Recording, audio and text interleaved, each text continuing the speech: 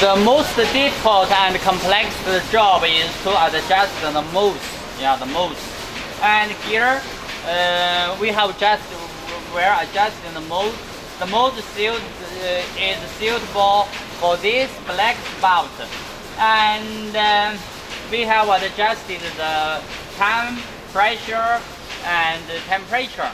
Then we check. We weld the spout onto the doypack. You can see this doypack. Yeah, we insert the spout into, and then we press.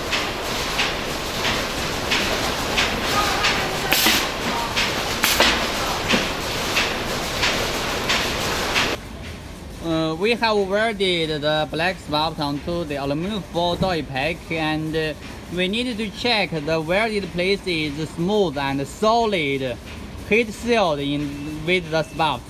You can check this, please.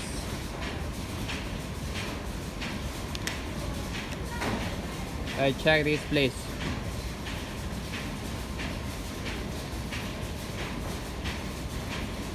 It is difficult to just to tell if the spout is well welded with the doypack just by the human eyes, as there may be some unsealed place inside the doypack.